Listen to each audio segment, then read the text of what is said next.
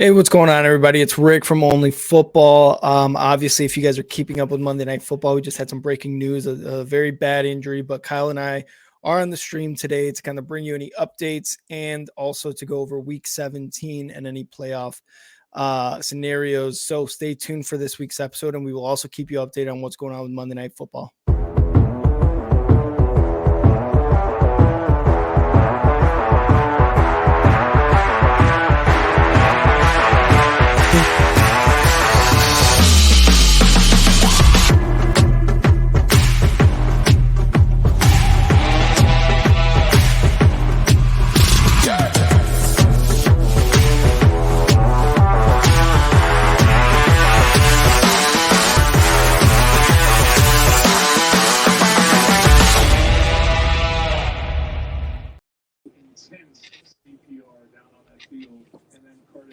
Kyle, what's going on, man? Welcome to Only Football. We got Kyle here, Kyle and myself. Obviously, there's some stuff going on Monday Night Football. Kyle, you were getting back from a little trip, but yeah. So I get the news. We were only about 10 minutes away from streaming the game, and I see the news that the game's suspended. I see the hit, and I just immediately put my phone on to the NFL app so I could hear the game. I figured if it was as serious as it looked, they would still be talking about it. And Troy Aikman was, they were just saying that they'd never seen anything like it before in their entire football career, and that's scary. It's a violent sport, and some may wonder why you don't see these things more often. I mean, you could make an argument that, 250-pound athletes running at 20 miles an hour, this is like a serious collision sport. I mean, you don't want it to, but as a fan, it's like heartbreaking. You just think about his mom. So here's what we do know. At 8:55, he was injured. They did come onto the field. They administered CPR, which to me is not a good sign. And apparently they were doing that for about 5 minutes. He left in an ambulance at 9:25. His parents or his mom was in attendance. She traveled with him. There's no official update on his condition, but the equipment managers have come on the field. So basically how we got into the game being suspended was Sean McDermott walked over to the Cincinnati's head coach, and they had a conversation at midfield. And the conclusion of that was both teams would head back to the locker room. And that was about an hour ago, I would say. A little over an hour ago, yeah. Yeah, a little over an hour ago. And I pretty much think that the players didn't want to play until they knew if Hamlin was okay. And then, just 5 minutes ago, you see the equipment managers have come on to the field to start taking the Bills equipment off the field. Now you have fans leaving the game. So they've agreed to postpone this game. It's official. That is a public announcement. This game will be postponed. If I had to be a guessing man, I would say the Bills and the Bengals may just cancel their Week 18 matchups if they're not, playoff important. This is there's a lot of time to try to make sense out of this, but I don't know how they're going to postpone this with just 2 weeks left. And obviously the football side of it doesn't matter right now. That's not important. What's important is his health, and football seems really small in comparison to what's going on. But yeah, it's just terrible.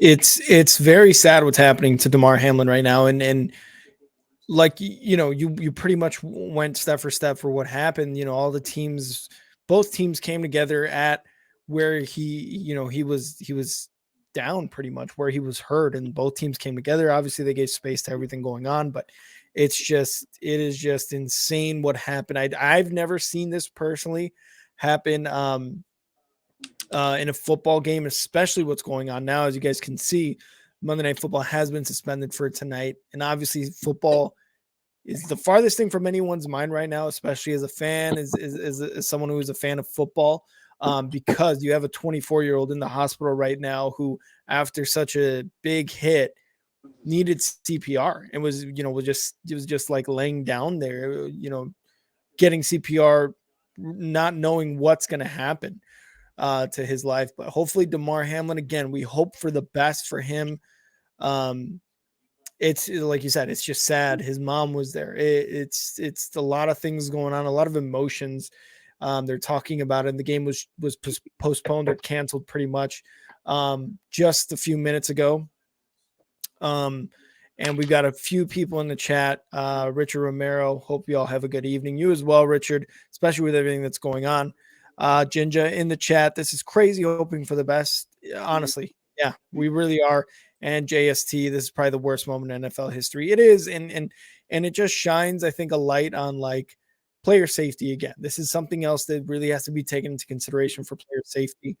And the NFL has done some things for it, but hopefully this kind of takes it another step further where all players can be safe no matter what's going on in the game, no matter what type of hit. But again, it's just a brutal moment for the NFL right now.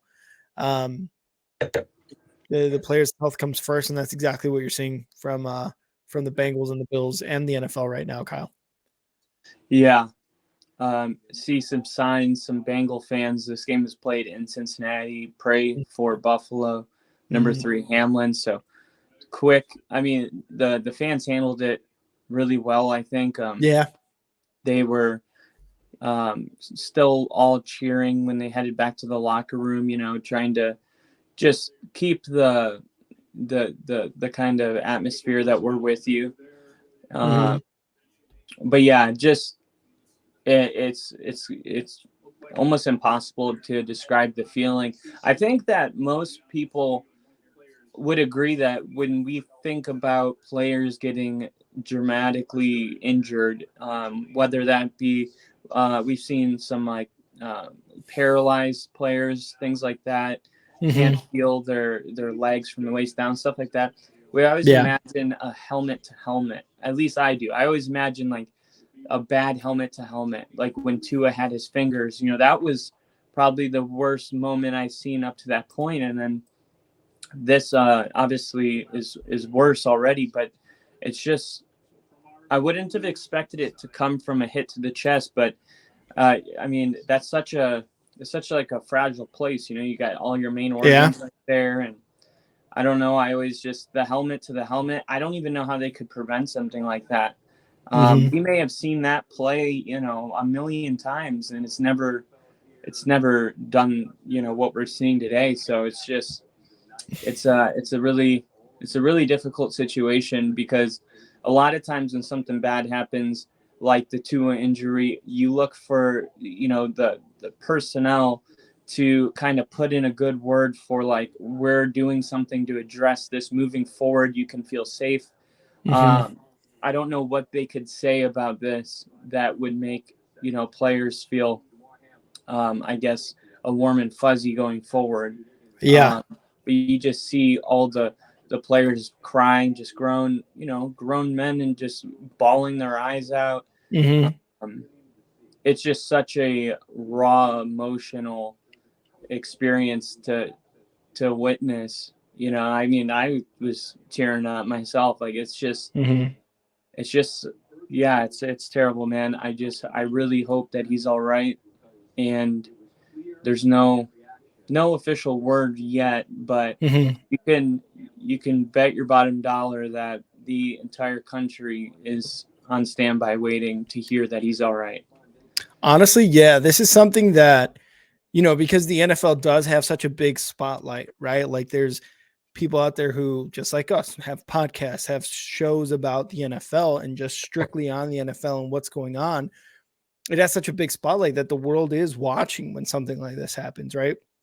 And there's really not much you can do when something like this happens other than hope for the best and then try to take measures after the fact to kind of to prevent something like this, right? And while I don't want to, sit here and kind of take it, make it seem like we're taking advantage of what happened, um, in a sense where we're like getting views and things like that. I think it's just something to talk about. And it's something that's sad. Like you said, you teared up because as someone who watches, as people who watch a lot of football, this is the last thing you want to see is somebody get taken out in an ambulance, have CPR administered to them on the field where they just were playing football, right? Like it's not something you want to see. So Kyle and I will try our best to give you guys any updates as they come along. We've got Scott Van Pelt, and I don't know his name. They're kind of talking about it, but we'll try to continue the episode, our Week 17 recap. And again, obviously, Monday Night Football for tonight is suspended, so they will find another day to play this game, if at all. So please definitely stay tuned for that. But Kyle, let's try, and again, we're going to give you guys updates. Let's try and move on here's one Sorry. update coming in right now. Mm-hmm. Damar Hamlin is in critical condition at the hospital. So that is the medical update. So you have, different levels of, care, priorities, things like that. So critical condition is the worst condition, Yes, unfortunately, that you can be in a hospital. that's sad. Man, it's just, it's insane. Yeah. It's also the care and the way the situation is handled is really tricky waters to navigate because Mm-hmm. the families deserve to know before you and I what happened. Mm-hmm. They deserve that time. Hopefully not, but should it be bad news, it's just hard to keep it private because it was public. Mm-hmm. Mm-hmm. So it might be just something that's not disclosed to us today, but they did disclose that he's in critical condition. That may have been more than an update than I was actually anticipating. So Same. Yeah, that's man, that's bad. That is bad. Wow. I don't know. I again, if you guys are watching right now and you guys were watching Monday Night Football, I just what can like what sort of emotions, like I don't know what I just how to process it really. Again, this isn't something that we see like ever really. Kyle and I were speaking earlier. This is something that has happened in the past with soccer players. I was just doing Big League Chicago, and Eric, one of the co-hosts, was talking about a guy that 2 years ago stepped on the field, was started playing, and then went into cardiac arrest because of playing the game. But this isn't usually something you see in football. And like Kyle said, in critical condition right now, Damar Hamlin. Yeah, we'll try to bring you as many updates as possible. Again, we're hoping for the best for Damar and his family. Again, if you're his family, you should be the first to know for all this stuff happening right now.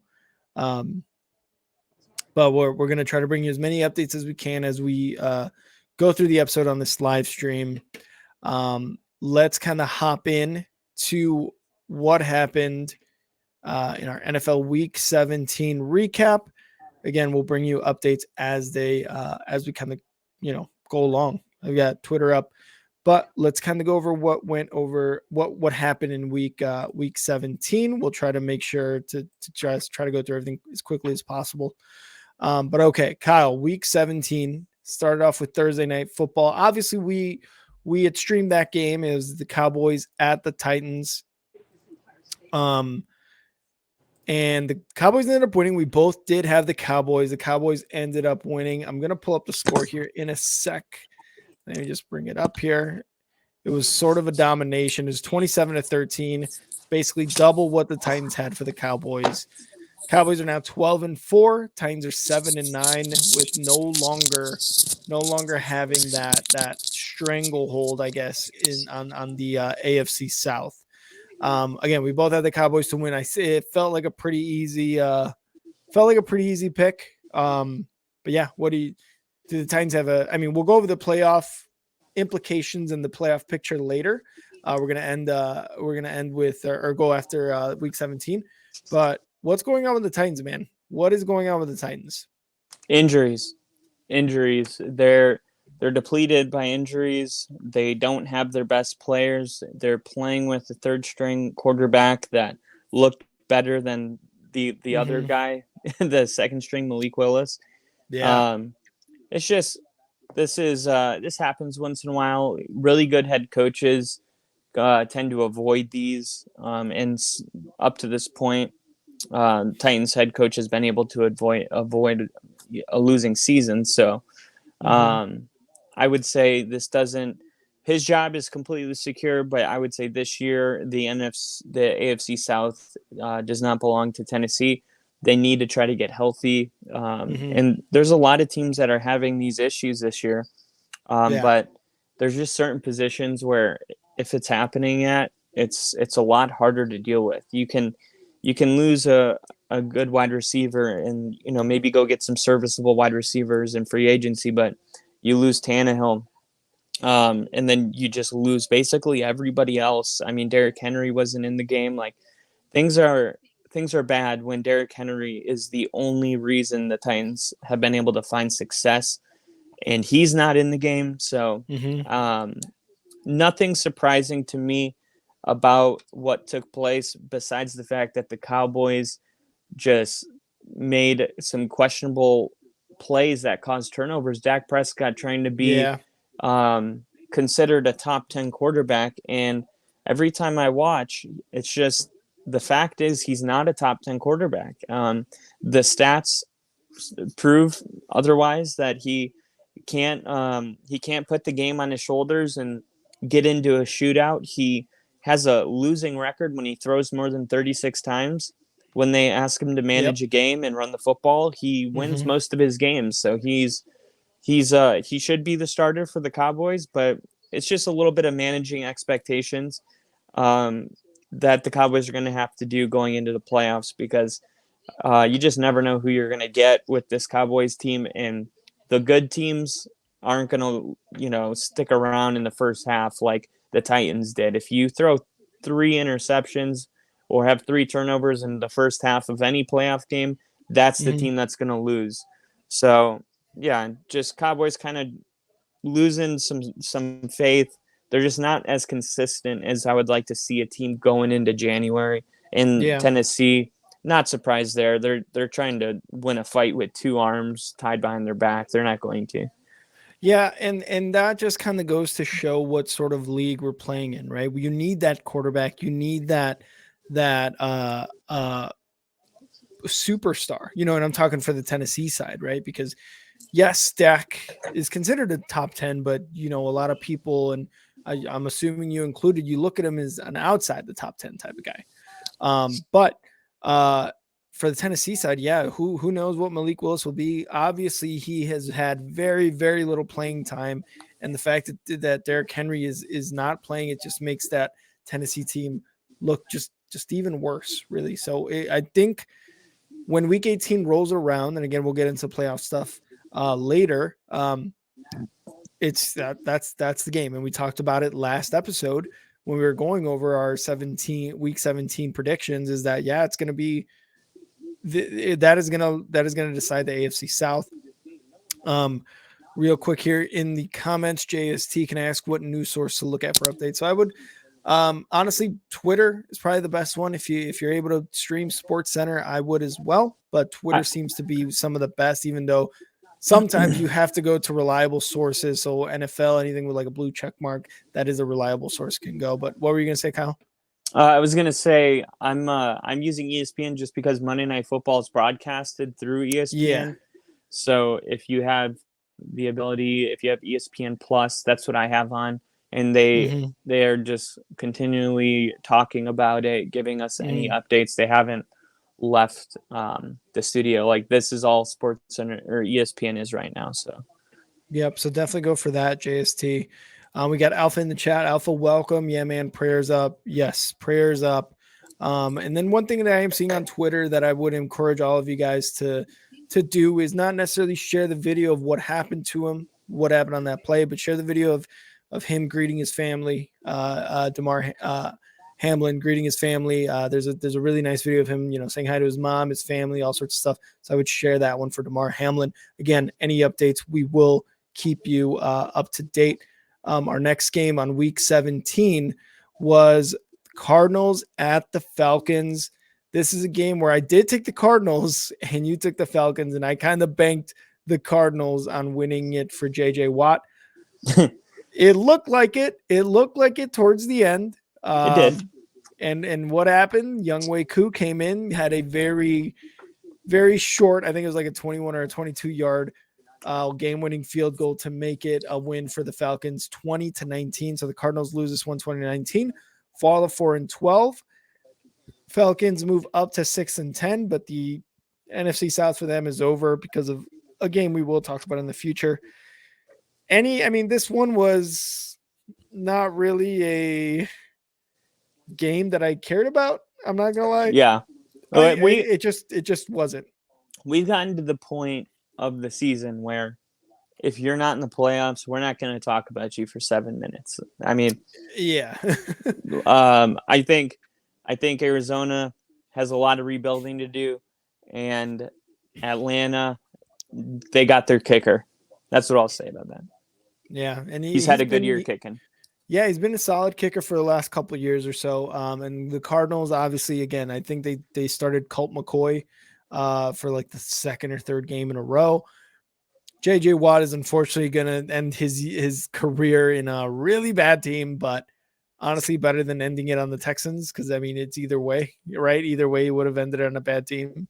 Yeah, at least he's ending it on a bad team, but playing at a high level, which is better than playing at a low level and being pulled by a good team, I guess. I don't know. Manning did that. He depleted, but the Broncos defense pulled him to a Super Bowl. But everyone remembers Manning is having nothing to do with the Super Bowl. So yeah. Watt still has some ball left in him. He's just retiring because he's a daddy. Yeah, he's got a lot of personal stuff going on. Good for him, man, because you don't want to elongate a career that you think you're just dragging along, right? So, and I bet also a moment like tonight. Yeah, we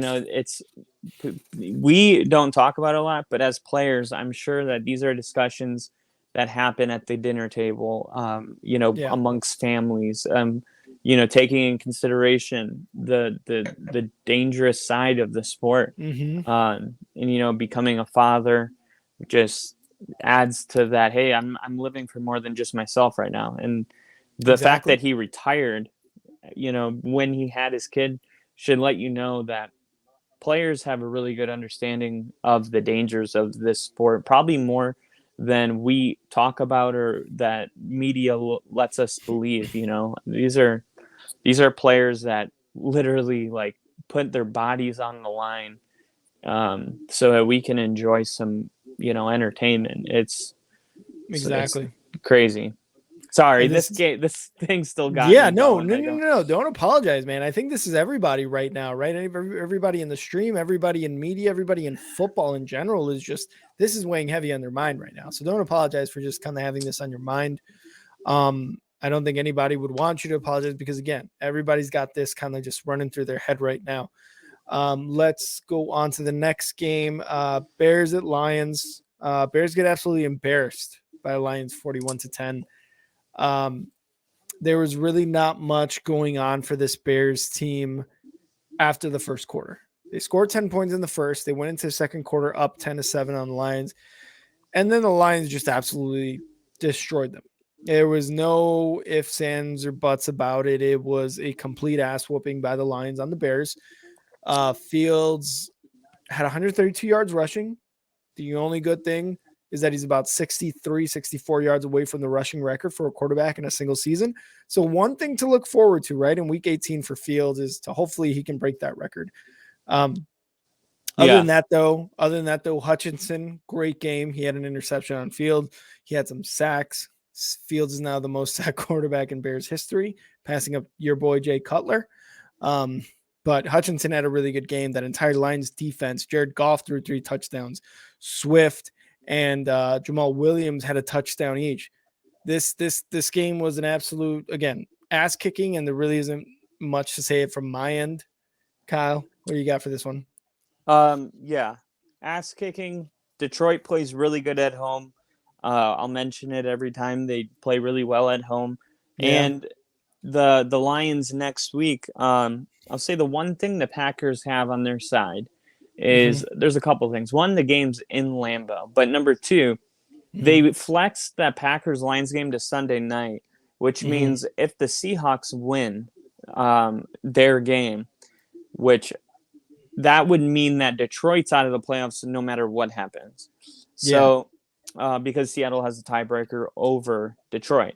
And you could say that the Dan Campbell will always have his team ready to go, and that stuff's true. But I'm sure players, when they know that there is no playoffs, on the line, they play a little different. Yeah. So if they could go into that game, knowing that they're out of the playoffs, you might have the advantage that you don't get their best shot. If Mm-hmm. you're Green Bay, so that'll be things to be decided next week, but just a little something to throw in. For sure, for sure. So I mean, the Lions are still alive for a playoff spot with this win. They are playing the Green Bay Packers next week, and that was flexed to Sunday Night Football. So it's kind of like, whoever wins that game does get in a sense. So it was flexed to Sunday Night Football. We'll see what happens with that game. Let's move on to the next one. Jaguars at the Texans. Jaguars put a whooping on the Texans, 31-3. Jaguars are in prime position again for Week 18 against the Titans to get that AFC South title, and a possible either 3 or 4 seed, something like that, depending on the record. But Trevor Lawrence looked solid. Etienne looked really good in this game against the Texans, and the Texans are just, I guess one more loss away from the number 1 pick or a win away from the number 2 pick, depending on what happens with the Bears as well. What did you see from this game? Anything really stand out for you on the Jaguars other than they're still playing for a playoff spot? No, I mean, that's what you want to see against the teams that you're supposed to handle. That's what they did, and Mm-hmm. that's why we kind of complained about the Dallas game, is because they had an opportunity to handle their business and they didn't. You have a Mm-hmm. team like the Giants, handling their business. Like, this Mm-hmm. is the time of year where you're not supposed to just, we know who everybody is. Like, there's no mystery Yeah. team out there. So there's certain teams you're supposed to beat the living crap out of if you're Mm-hmm. trying to play in January, and that's what Jacksonville did. So good on them. That's the kind of momentum that they're going to need to carry into next week to win at home. That'll be in playoff game number 1, if you will. Oh, Winners yeah. in. Oh, yeah. Absolutely. And real quick, as we take a break from week 17, I am going to put a link here in the chat. It is for DeMar Hamlin's it's his toy drive fundraiser. So it's a fundraiser that has absolutely exceeded expectations. They're up to $300,000, but I'm going to put it here in the comments for you guys to go and donate if you guys are able to. So show him some love in that sense to his fundraiser, to his charity. But it is it is in the comments. So if you guys are scrolling, definitely go check it out. Alpha Vivid, 500,000 now. Okay, it's just going to grow. It's going to keep going. So good for him on that and that charity and all the people who are going to get toys from that. Next game up, heartbreaker for you, Kyle, as the Broncos visit Kansas City, but get beat. Close game, 27-24 by the Chiefs.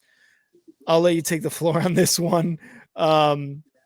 We were both watching it on Red Zone, and you were watching it at home. So positives, right? There were some positives in this game. There's definitely some positives, and you saw a lot of fire from Jerry Rosberg on the sideline. I mean, that is the kind of fire that we've been wanting to see on the sideline.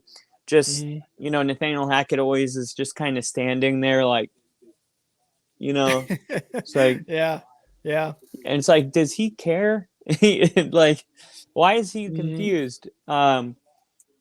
Just looking around, like, should I call my timeout? Should I send out my kicker? What do regular Yeah. coaches do? Like, literally just looking lost. I want to see a guy in the sidelines screaming his ass off, pointing at people, yelling Mhm. at refs. Just very involved, Yeah. emotionally invested into it, and that's what you got on Sunday. So, I thought the team responded well to it, losing by 4. The only reason they lost that game was because of a pass interference call on Cortland Sutton. It was called offensive pass interference.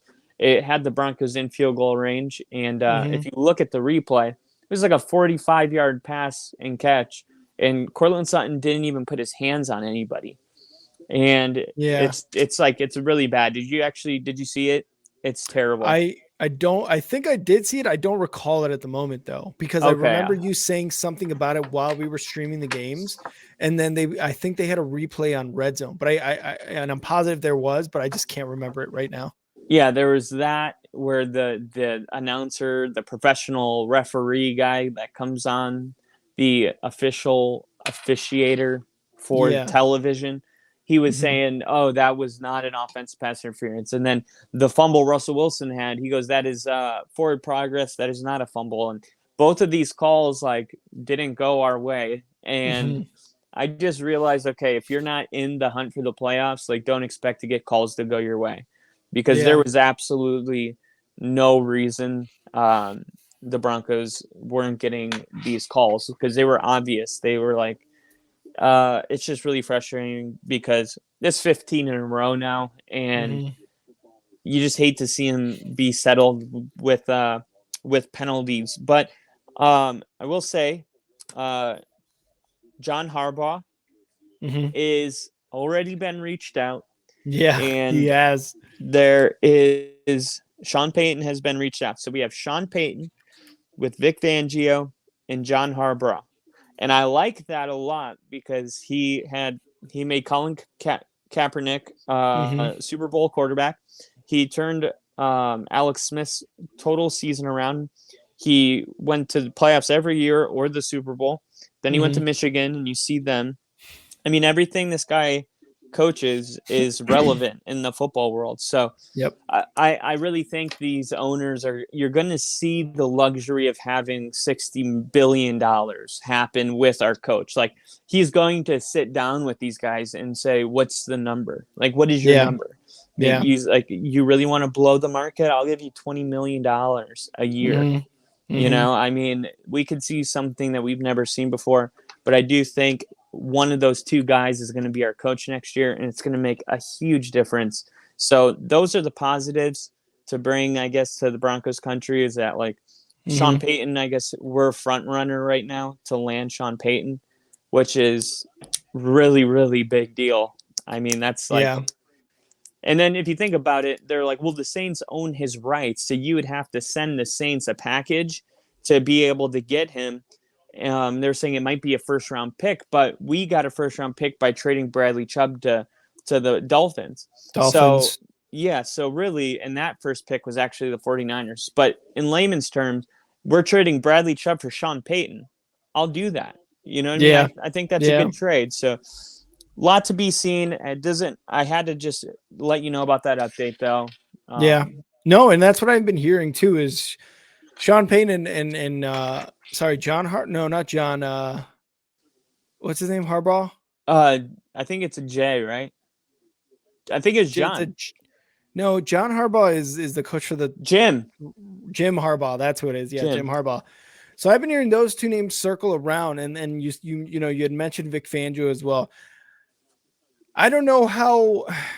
I don't know how likely either of those two will be because John Harbaugh has loved Michigan and has had a lot of success in the last couple of years recently with Michigan. Obviously, they were in the playoffs and they lost, but he came from the ground up with Michigan, and I don't know. It seems like he's comfortable there to stay there. But I mean, if I was Jim Harbaugh as well, and I could take not only the money but a good team with a good defense and like hey, you can make this offense work really well, with a good coach. I probably would take that. Sean Payton, I could also see that. I think there's another suitor for Sean Payton though. I don't know what that team was, but I'm not exactly sure what happened. Real Yeah, quick, we got Liam in the chat. What's up, Liam? How is it going, man? Thank you for joining us. What were you gonna say, Kyle? they are just a little news update. They're live outside the hospital in Mm-hmm. Cincinnati where he was taken to, and there's going to be media and press availability coming up soon. Mm-hmm. So we'll at least have that they're going to ask all the questions we have. What the Yeah. answers to those questions are TBD, but Mm-hmm. there is a presence outside the hospital, um, seeking answers for a worried country. So, For sure. And we got JST here in the chat as well. My thoughts go to Damar Hamlin and his family and friends. Such a tragic night on Monday Night Football.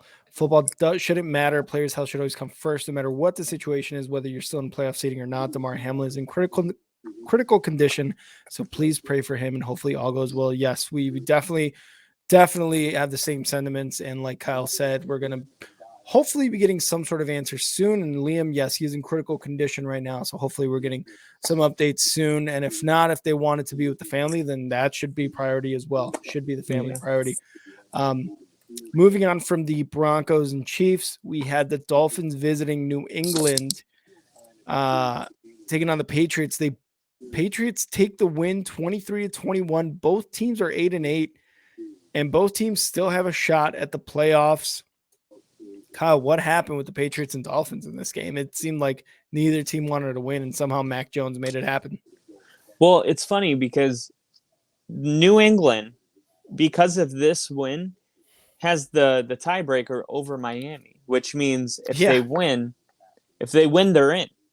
And if you look at the percentage, the chances of New England being in the playoffs, it's only at 30%, and that is because the professionals are saying it's more likely that New England loses to Buffalo next week. And that's what that pending this postpone, that game might not even happen. So there's so much in Yeah. flux right now. But I'll just say that Miami, they were playing with a backup quarterback, Teddy Bridgewater, and Teddy Bridgewater.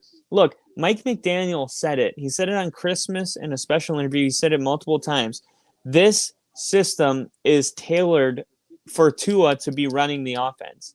Yeah. And what that translates to is any other quarterback that this is what a good coach does. He caters the plays to his strengths. You're really good at throwing left over the shoulder sideline balls. We're gonna cater those throws, and then you get a different quarterback come in. He can't find the same success. Yep. Teddy Bridgewater breaks a finger. He doesn't even. Then you get a third string quarterback. I mean, it seems kind of like what do you call it? Self imploding. Like they had real aspirations to win this division, and it just slowly got out of their grasp. It just got further and further away until it gets to a point now where they don't even control their own destiny and they need help to get in the playoffs. It is going to go down as a huge choke on the Dolphins, but we're talking about player safety. You have to remember that Tua was not available to play a lot of these games. Yep. And I think the games that Tua did play, they have won 90% of them. So I guess Miami's doing the right thing. And, everybody was quick to let Miami know when they weren't doing the right thing. When they were doing the wrong thing, everybody was like, player safety, you're an ass. And now here they are playing for the playoffs, and Tua is not even mentioned in the conversation of playing on Sunday, right? Yeah. That's the right thing that they've been doing.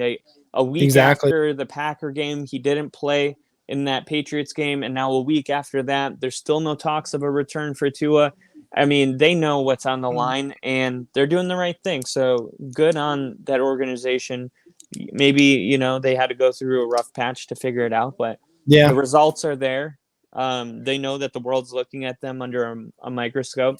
And I guess at this point, all you can do is Hope everybody recovers fully and start getting ready for 2023. What I would like to see happen is I would like to see the Dolphins win and New England lose, because I think the Dolphins with a healthy Tua would be a lot more entertaining in the playoffs than Mac Jones and Bill Belichick. Yeah. But Yeah. Same thing. yeah, but it's just only if Tua's ready, and only if I mean, and once again, only if Tua's ready. Like, that's the first, Really. second, and third thing. Yeah. And you know, Tua is a competitor. You saw he still wanted to play, but you know, with the concussion protocols and what's going on in the NFL, right? Like they're like, absolutely not, man. You know, you until you're ready, until you're actually 100% healthy, you're gonna stay on the sidelines. You're gonna stay on the IR, and that is again, that is the right move. Um, I would also like the Miami Dolphins to make the playoffs over the Patriots, just because Mac Jones, I just don't. He just doesn't deserve it, man. He is not a good quarterback. He's not a good quarterback. He is not. So And boring. yeah, honestly, and I think a lot of Patriots fans would agree, because there is a certain. No matter how you make the playoffs, if you make the playoffs, it almost seems like we're here. This is awesome. Like we should be able to do something, right? Any given Sunday. Patriots don't look like a team like that at all. And Yeah. Patriots fans, and I've heard Patriots fans say this, like, I don't want to make the playoffs. I want to just be like, hey, we're not in the playoffs, and call it there, because who knows if Mac Jones is the guy. He got him to the playoffs last year in a wild card, but the way he's been playing this year has looked bad. And this game was somewhat not really an exception, because he led him to a win. But hopefully the Dolphins can make it after next week. Yeah, I totally agree though with what you're saying there. Yep. So let's move on to another game where actually there was a team that clinched. We had the Colts visiting the Giants, and the Giants destroyed the Colts 38-10 in a game where Daniel Jones looked good, man. I mean, Danny Dimes. Danny Dimes looked pretty good in this game. Obviously, the score 38-10. The Colts, not really a team that you would expect to win, even against a Giants team. I think we both had the Giants in this game. I will double check. Did we both have the Giants? Yeah, we definitely both had the Giants in this game. So the Giants just whoop them, and they actually clinch a playoff spot. On top of that, does this team, the Giants, do they have a real shot as a wild card? No.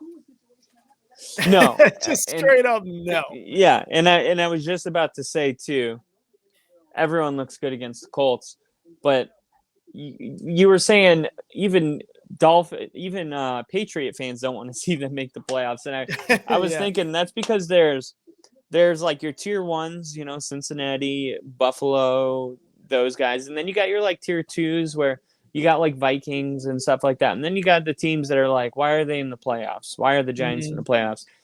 It's only fun if you can at least be a tier two, because you could be a Vikings fan and be like, hey, any given Sunday, like Justin Jefferson goes off and has a crazy day, like we could make it to the Super Bowl. But I feel like if you're the Patriots or you're the Giants, like you are in that tier where it's like, this is just a waste of time. Like, why don't we, like, we're taking up a spot here. That's the way I feel about the Giants. I'm not like a big hater or anything. It's just, you have ceilings and you have to understand them, and they may have already outperformed their ceiling. They may be on the stars right now. You know, shoot for the stars. This may be their stars that they've done it and they accomplished it. I don't see a higher ceiling for the Giants this year, but good on them for getting a big statement win against a team that you know, everybody looks good against, but you have to dominate them. And I said it earlier, that's what Dallas didn't do, and I punished them. That's what the Giants did, and they should be rewarded for that. That's what good teams do.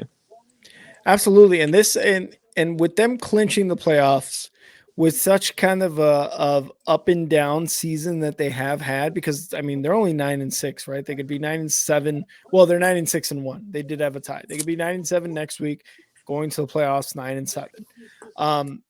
This just strengthens, I guess, the coach of the year talks for Dable, in my opinion.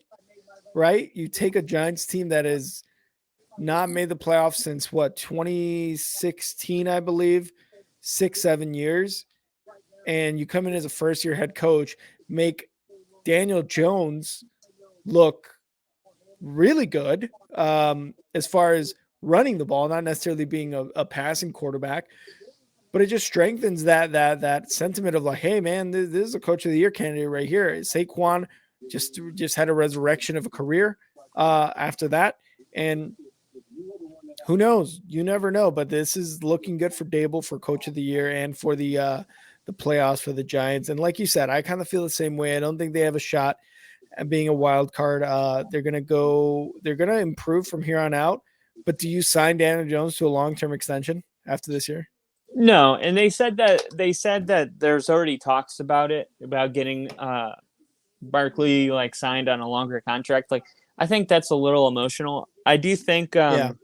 I do think you could do the same thing Kirk Cousins did, right? Like, just keep signing him, like just tag him, Yeah. and then explore your other options. So you tag him. Don't handcuff yourself to a guy like this for the next Yeah. 5 years because you made the playoffs. Um, I just think that's stupid, and I Mhm. also think, as far as the coach of the year, like, I respect that pick. I do, and I'm not just saying that. I think that's a candidate, but I have Mhm. Kyle Shanahan.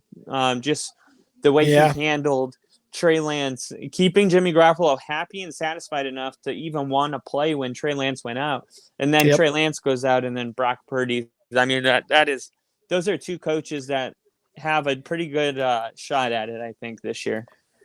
Yeah, no, you're not wrong. That was impressive, and um, it's just insane that they were able to continue, from there to be at the position they're in, and to pick up CMC was definitely something that helped them, right? Yeah, So for 2/3 and a fourth or whatever the hell that they gave up. Like, I was like, what? Doesn't that seem a little low for CMC? Like, how is he not worth at yeah, least a first, a second, a third? I yep, mean, I was like, he got him for what? That doesn't make any damn yeah. sense. Real quick, we've got JST here in the chat. Update on Damar. His vitals are back to normal. They have put him to sleep, put a breathing tube down his throat. They are currently running tests. Very good to hear. Very good to hear. Good for Damar. I'm glad the doctors were able to help him out like that, and Wow. he's kind of back to normal. That fundraiser for him is oh yeah, it's making a lot of money. So Where thank did you you get that everybody. news?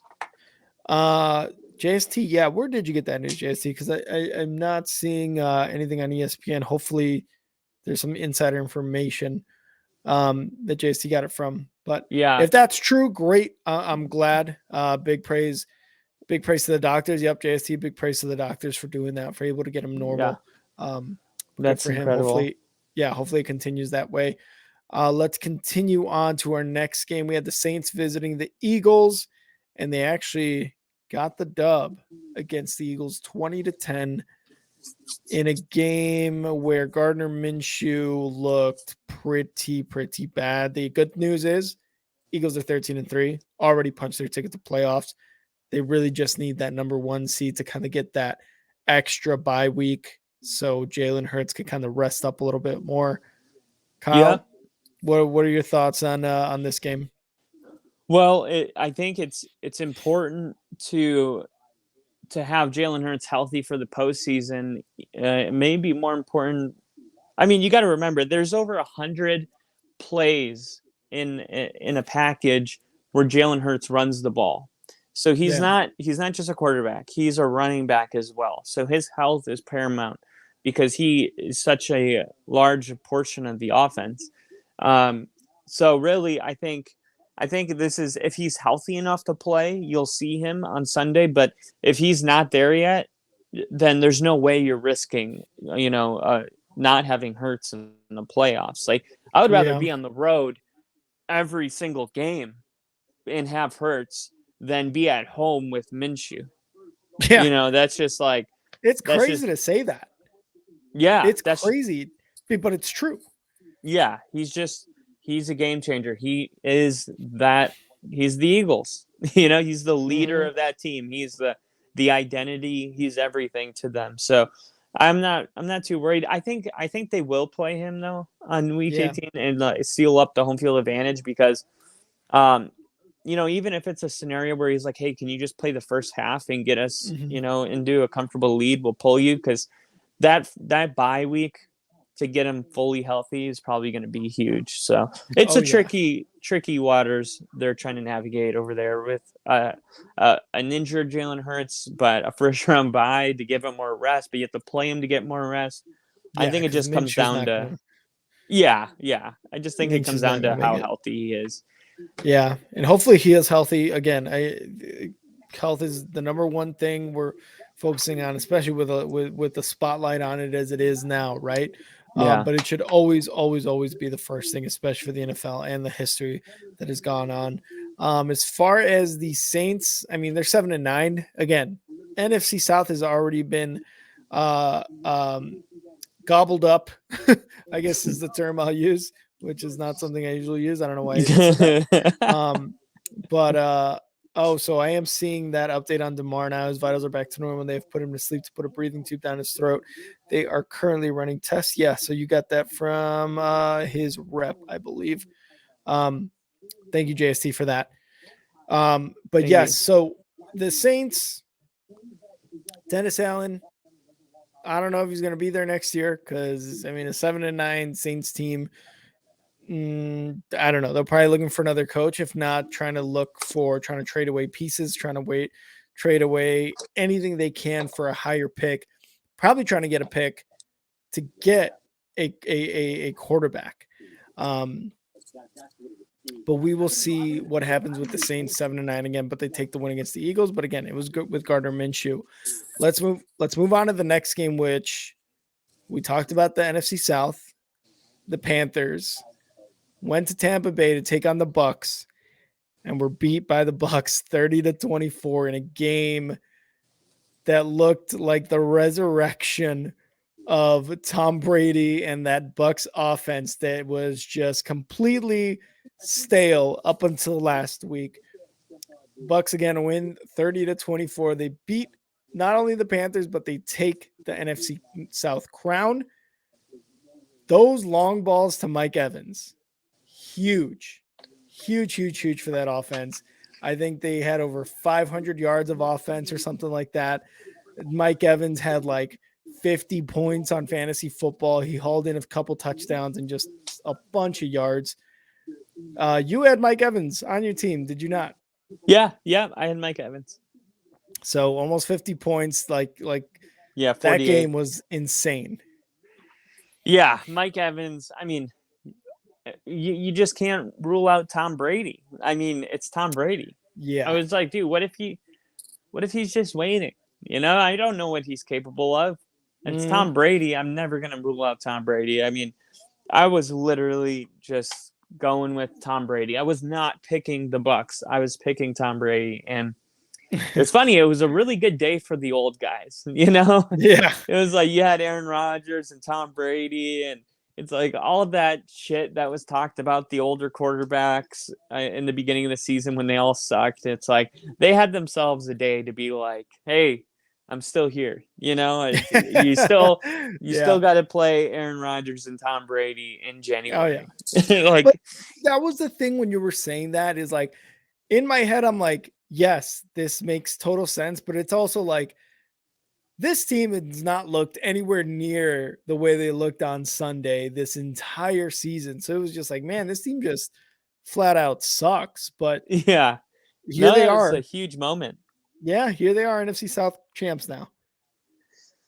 Yeah, I'm excited to see. Oh yeah, and what we know is they have the worst record out of all divisions, so they're going to be a 4 seed, right? Oh yeah. So Hmm. 2 plays 7, and then 3 plays 6, and then 4 plays 5, which Hmm. means the best wild card record. And we already know, unless somehow the Cowboys get to the first seed in the NFC, Mhm. If the Eagles handle their business, Tampa's first game is going to be at home against the Cowboys. Yep.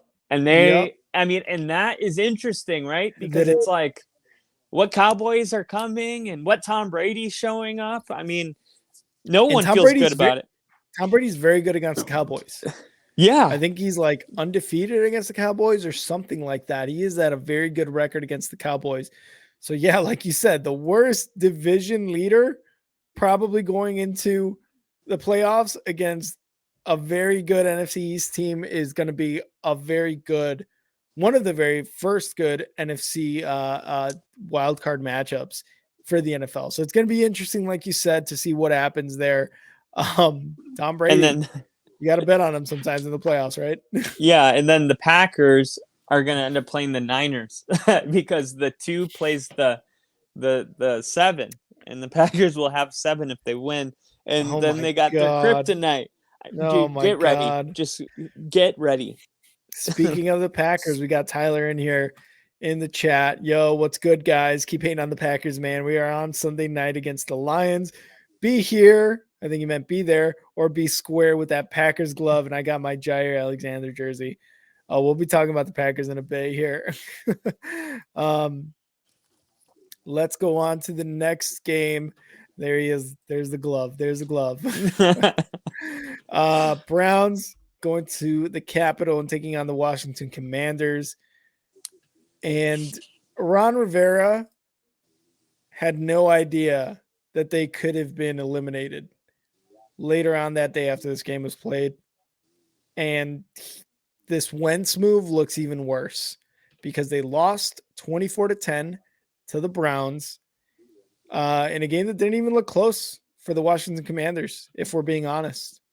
I don't know, Kyle. What did you have on this game other than Deshaun Watson? A few games after, a few games in the season, and he's looking a little bit better now as the game progresses.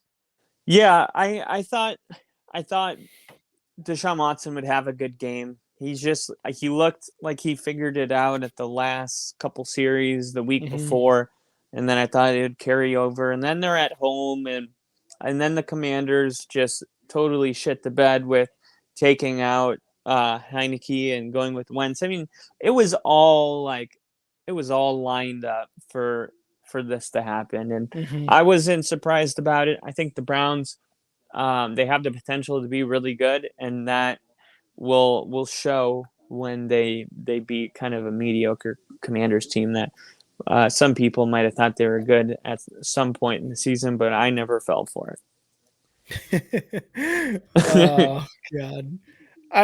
Yeah. No, me neither. What do you what did you think about the Ron Rivera comments though? The Ron Rivera comments. Yeah. What were the comments? Well, he had no idea that he could have been eliminated that game later on that day. Oh no. Yeah. No.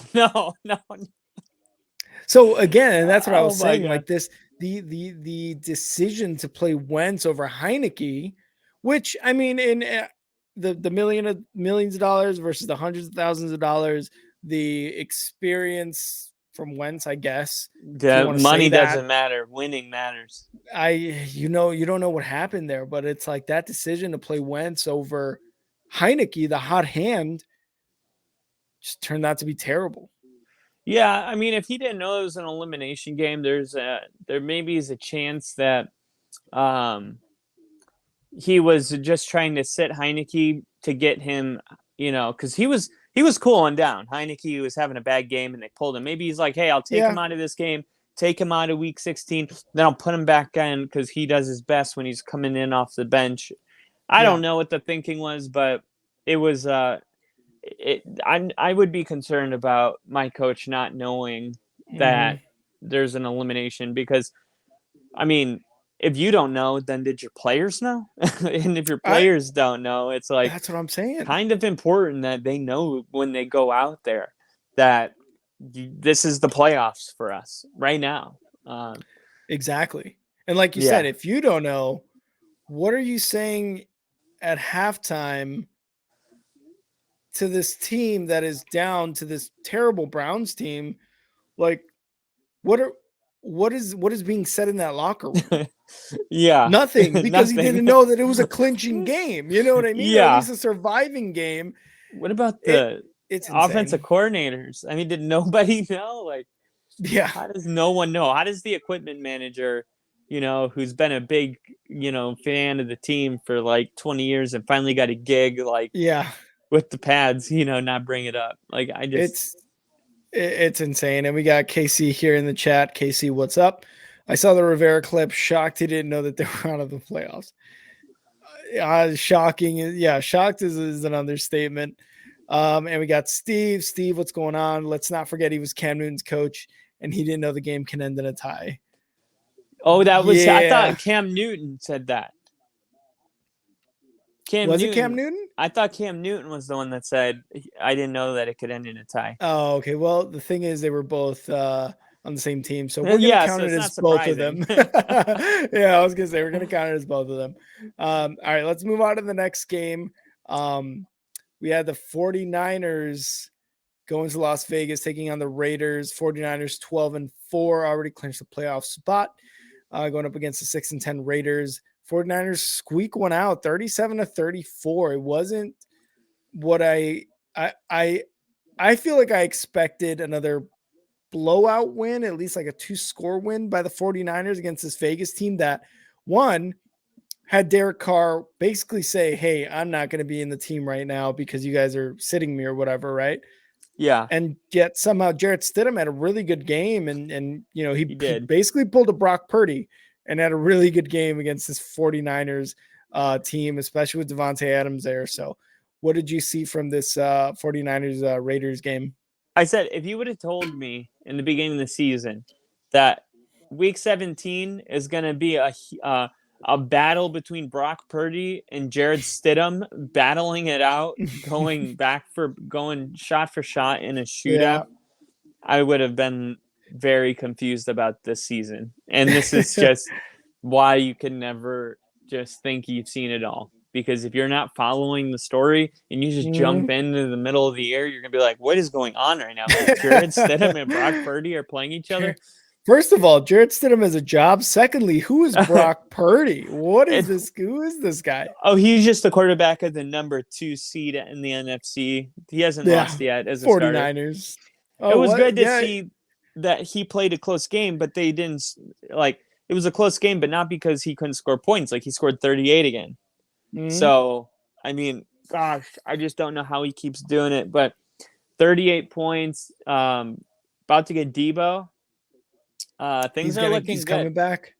Things are looking good in San Francisco. And maybe you can make an argument that that Packers game, essentially, if it happens, is going to be a really good game. And I mean, who would have thought how much a season can change in such a short amount of time? Like, the Vikings losing the seeding. It's just, oh my God, it's all changed. And I think the 49ers might be the best team in the NFL with Brock Purdy. And I'm not ready to let go of that.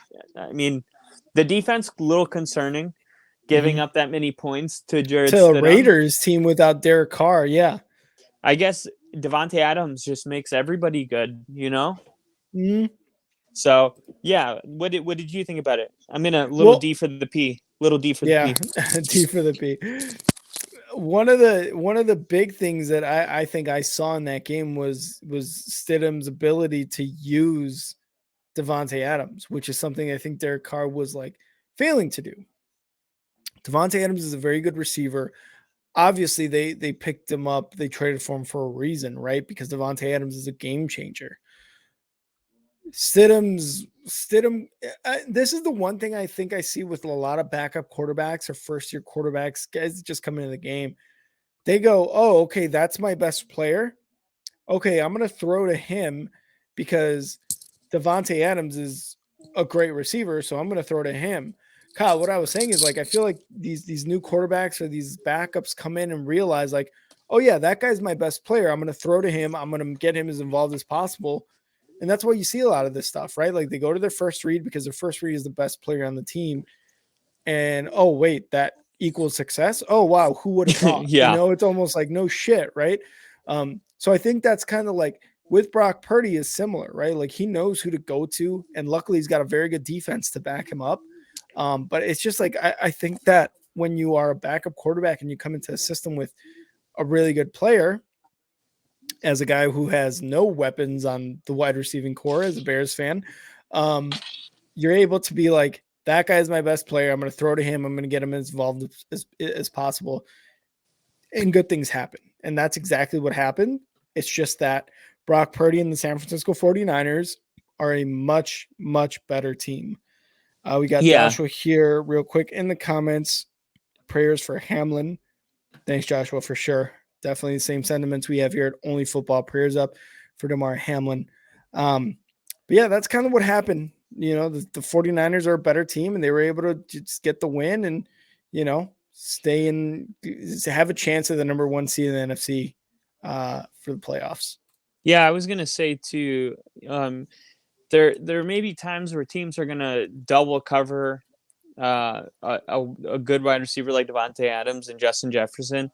Mm-hmm. But if they bring in a third string quarterback, they're like, hey, don't worry about double teaming him. I don't trust the quarterback's ability to feed this guy. They don't have the chemistry that Derek Carr has, and there might be some of that going on once in a while where a player that would have been double covered if, you know, Carr was quarterback, now Stidham comes in and they're just like, hey, we'll just play our regular defense. It's Stidham. And then he's able to showcase really how good Devontae Adams is. Mm-hmm.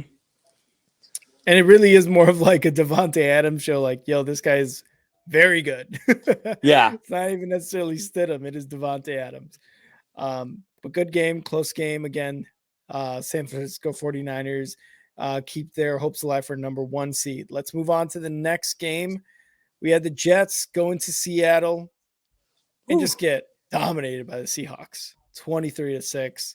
Yeah, it was just a matter of time. It was, and this is actually a game that Mike White played in. Yeah. And he did not look good in this game. He did not look good in this game whatsoever. Salah's defense did not really have an answer for Seattle. From what I'm seeing here, Geno Smith had 183 yards. Kenneth Walker torched them for 133 yards rushing. It was really just a good game for the Seattle Seahawks and a bad game for the Jets defense. And Mike White had a good game. Really, the biggest blemish on his game was the 2 interceptions. And I mean, they ended up losing 23-6, and that was their playoff hopes right there against Seattle.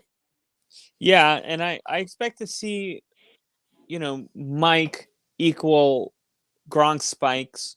Or I thought, you know, with Mike White returning to the fight, my bets is on the Jets. I said that because it rhymed, but I knew the Seahawks would win this whole time. Yeah. And I just, there was no cool rhyme with Seahawks, so I had to go with the Jets because it rhymed. But then we Seahawks have the big cocks.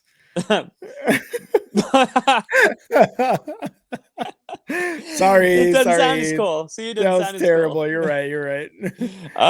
Yeah. So I think Seattle kind of exposed the Jets, but so has the Jags, and so has the Buffalo, and so has all those other Miami. They've played a lot of teams and they've lost like 5 in a row now.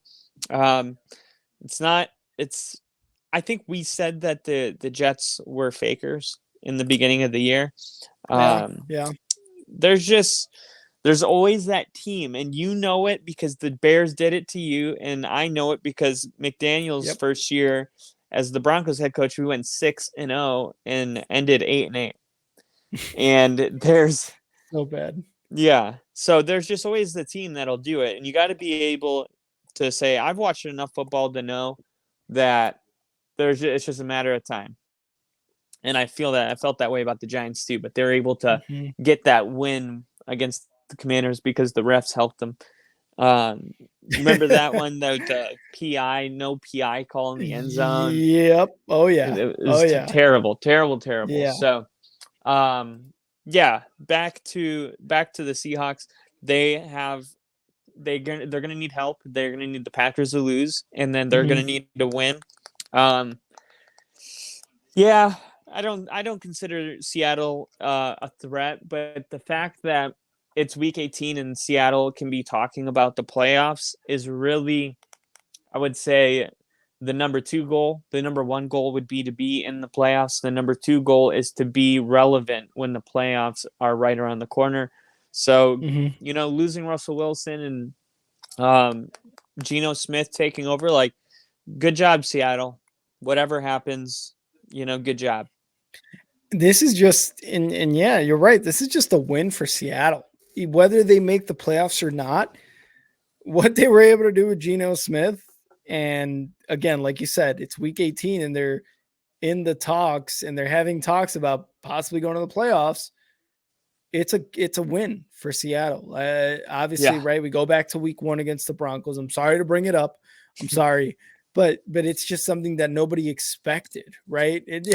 There goes Scott, Ah! and only football is over, officially over, thanks to me. But yeah, you just kind of look at those moments and you're just like, wow, that's insane. What happened then and what's happening now, week 18. Um, And they so got a yeah, first round pick, third overall. and yeah, exactly. It all depends what happens towards the end of the season. Um, what was I going to say? Oh, let's move on into the next game. There's really not much to say about the Jets other than Zach Wilson is probably not the guy anymore for them. I don't know if you would Oh agree or yeah. disagree. No. On Thursday night it was settled. Like that was the last Mm-hmm. of Zach Wilson.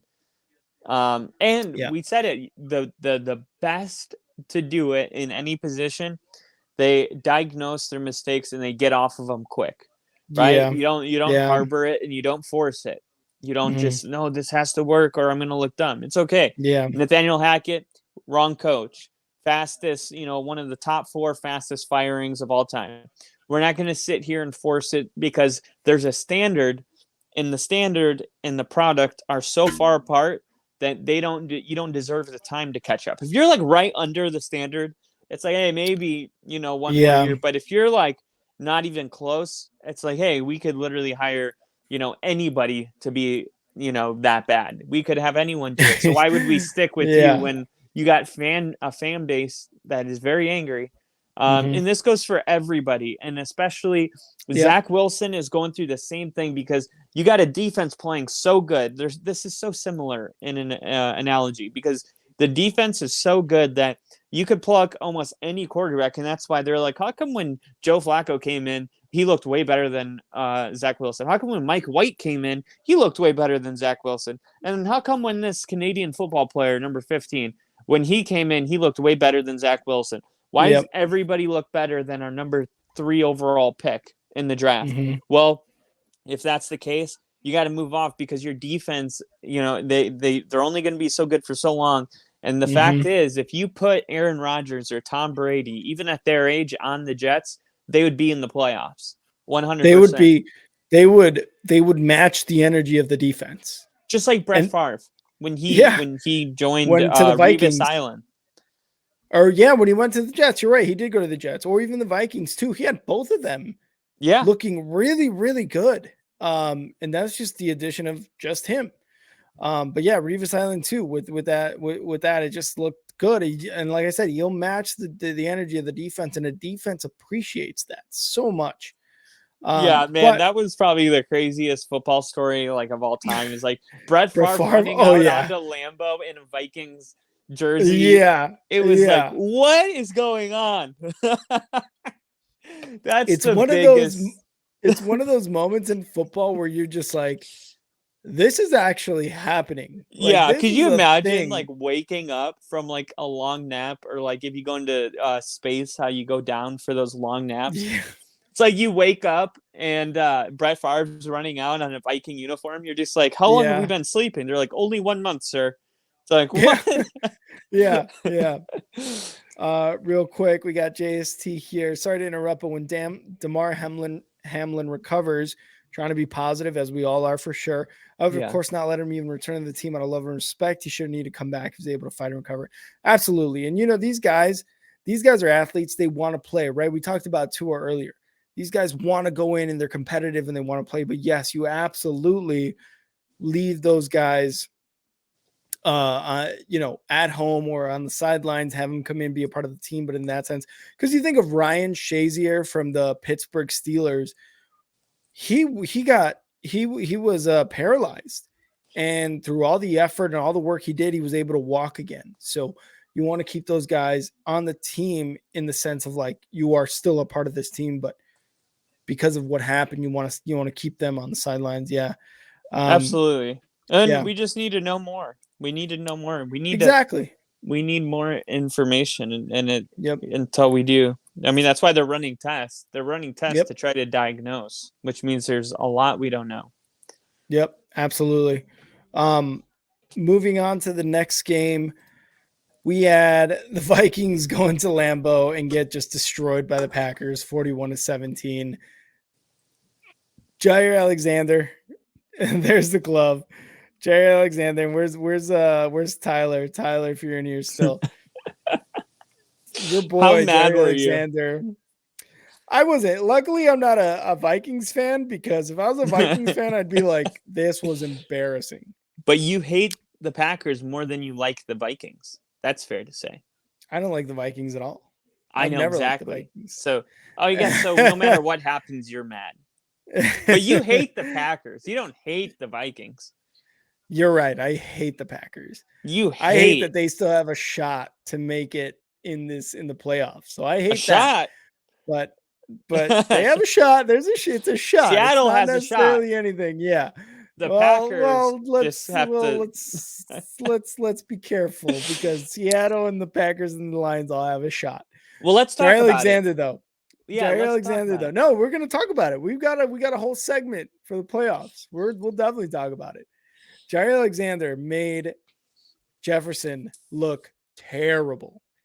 Jefferson had one catch for, I think, 15 yards, and he grittied on him. He grittied on him. I like Jair Alexander is a great cornerback. I know he doesn't want us to say good. He considers that disrespectful.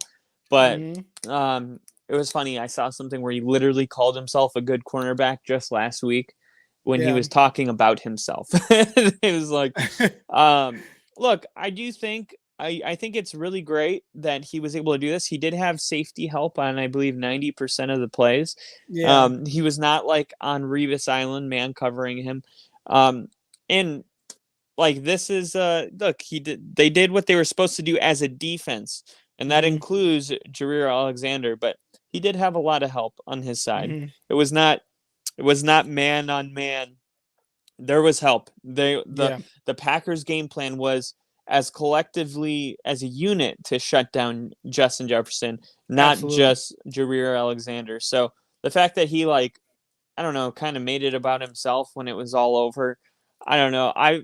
I've seen Patrick Surtain shut down Devontae Adams. I've seen us go on a 5-week slide where, he's only allowed one catch in 5 games between receivers like Devontae Adams and Tyreek Hill and all these amazing players, and you don't hear nothing from him. He doesn't go into the press conference and be like, grab the microphone. And I mean, I just don't think that's why I don't like Jalen Ramsey. Like, that's not my style of player.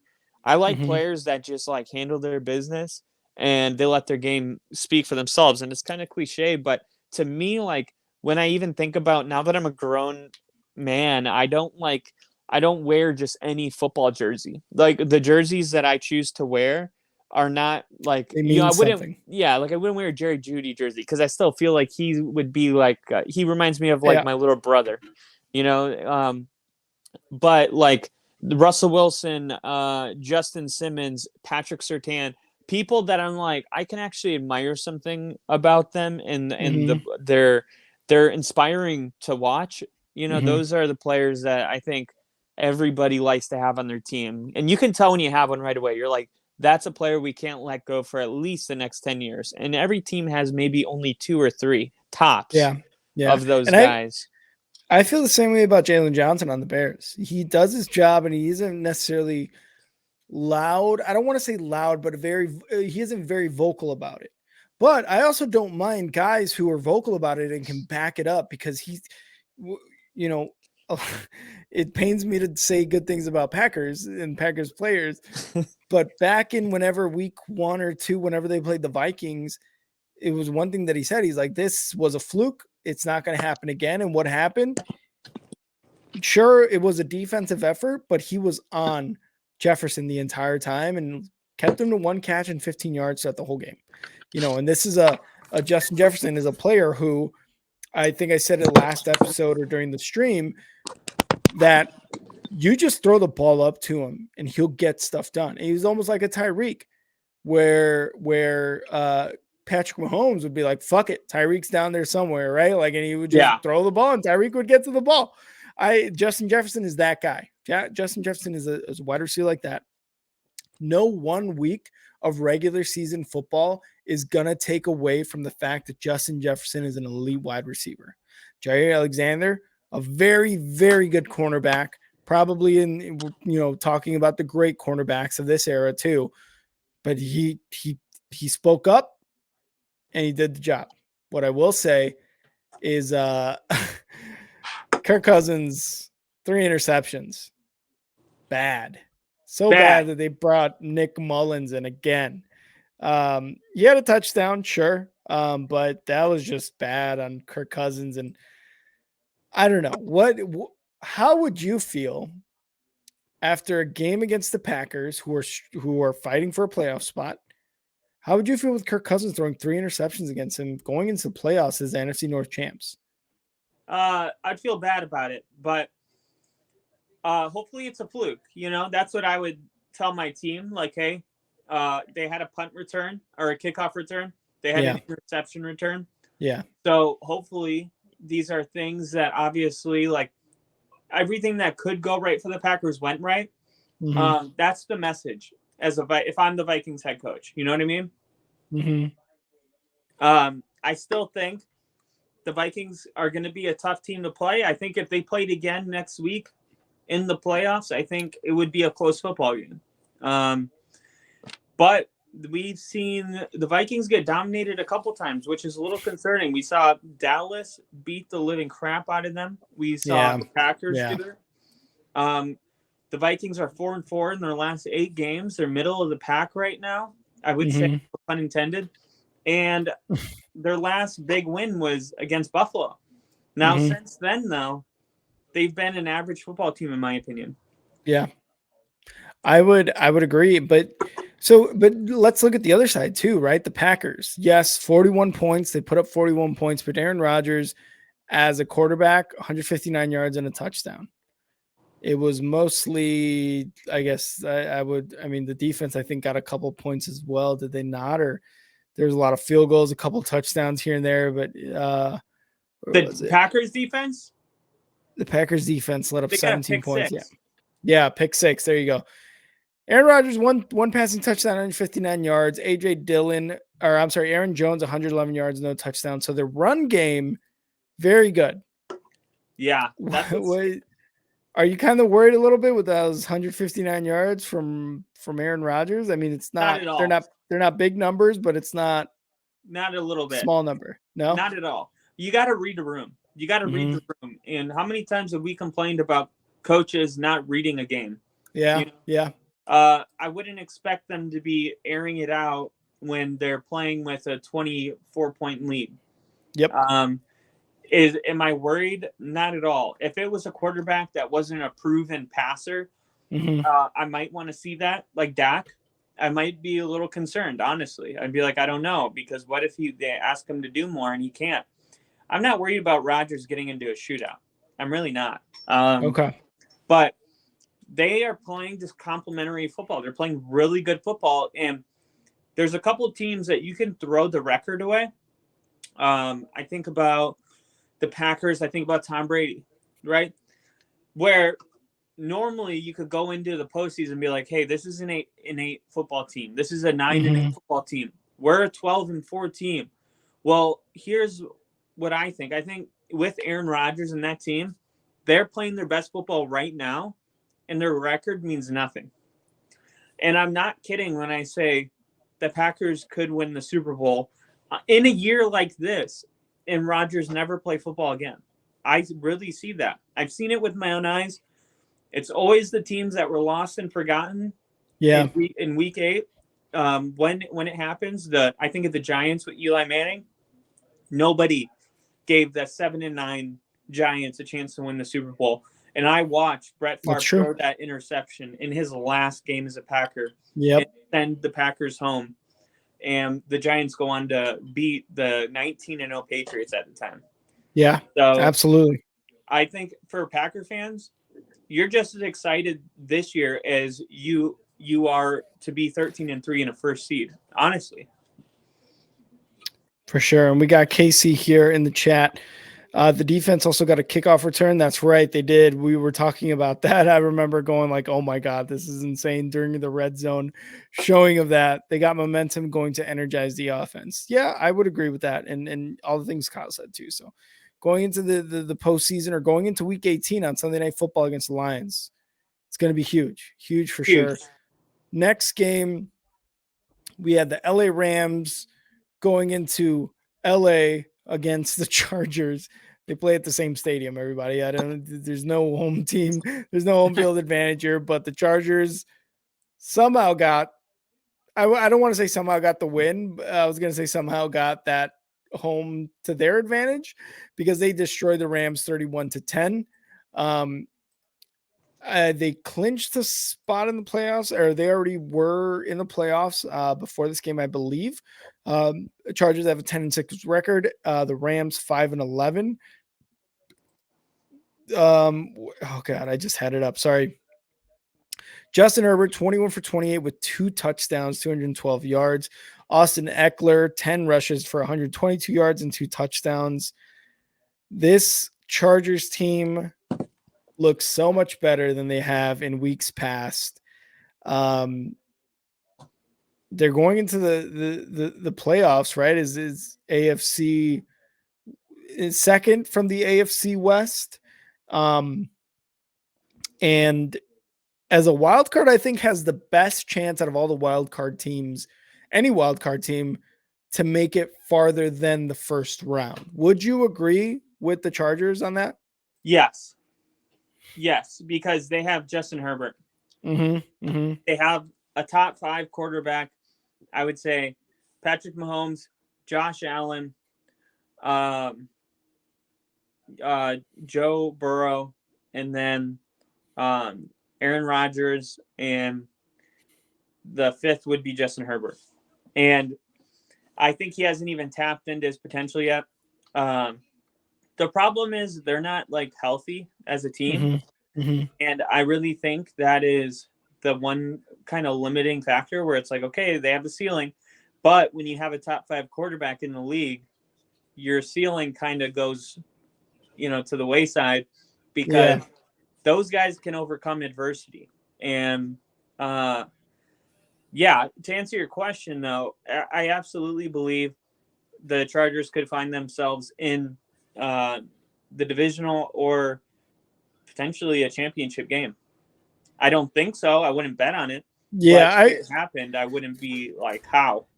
I would say the same thing. I wouldn't bet on it, but if it happens, it's not like the craziest thing in the world, right? It's not like saying oh,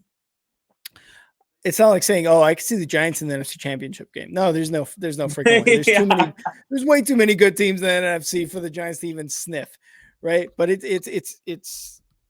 it's not delusional to say that with Justin Herbert, like you said, they have Justin Herbert, they have Austin Eckler, they've got Mike Williams, right? Leads the league in the NFL in rushing touchdowns. That's more than enough for me to be like, yeah, that makes sense. That makes sense. Defensively, Derwin James is, in my opinion, he's so good. He's the best safety in the NFL, and I freaking knew it. And all these teams passed him up, and I was so pissed, man. I was like, nobody knows how good this dude is, and then the Chargers draft him, and I was like, fuck. Yeah. The Chargers got him. Yeah. Oh God! So we're gonna have fun dealing with that. Yeah. Yeah. He's so good. He's so good. Looking into the opposite side, the LA Rams, Baker Mayfield, 132 yards. The only touchdown came from a Malcolm Brown rushing touchdown. One of the things you can look at that has improved for the Rams, Cam Akers, 123 yards on 19 carries. That's over 6 yards average. Yeah, he's good. And you actually said that maybe a couple weeks ago. You're like, look, Cam Akers is a good running back. It's just he needs to kind of get those reps. He needs to have a good game to maybe build on a lot of people's expectations. And that's exactly what he's been doing. So really what you're looking at for the Rams is like, hey, we might have a running back now, right? Oh I mean, yeah. I would probably say that. I said Cam Akers would be a top 5 running back, and I still stand by that. What people don't realize is this in the Broncos, these are the worst lines in the NFL. Mm-hmm. So you're averaging 6 yards a carry because you're getting those reps and a little bit of confidence, I'm sure. I don't think a guy as good as Cam probably ever lost his confidence, but it happens to people. Yeah.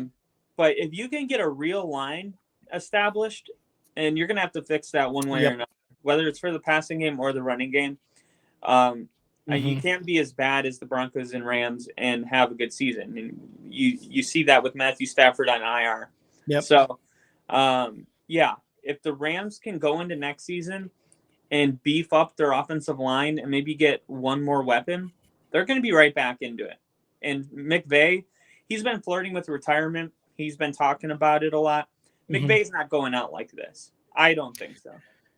No, I would agree that he doesn't want to go out like this. Kind of like we talked about JJ Watt going out he's playing at a high level, and that's kind of how he wants to go out. That's how a lot of people want to go out, right? Or with a Super Bowl win, with some sort of accolade that they can look on and be like, I didn't really give up. It's just like I played at the highest level, and that's all he did. Sean McVay isn't going to do it. They definitely need another weapon to help out Van Jefferson. I don't think, as well as Cooper Kupp, right? I don't know if Robinson, I think they had him on a 1-year deal, if I'm not mistaken. I don't know if he's going to be that guy, because somehow Stafford, who knows how he would have played with Baker, but it doesn't seem to be working for Allen Robinson the last couple of years, one with the Bears, one with the Rams. The line. The line is rough. They need to really beef up that line and that wide receiving core, because we saw Cooper Kupp go out, and that's basically where their offense went, right? Their offense went with Cooper Kupp. But luckily, the only thing that came out of that was Cam Akers. So we'll see how that happens. What happens there? But yes, I don't know if Sean McVay goes out like a bitch, to kind of keep it plainly. You know what I mean? I don't think so. And then I'll say this, and we can move on. You think about Cortland Sutton being a number 1 receiver, big body possessional receiver, same as Allen Robinson. They're the same big body, 50-50 ball guys, really long arms. Well, you see Jerry Jeudy is our number 1 receiver this year. And that all that translates to is big body possession receivers. They need time to run their routes to get downfield.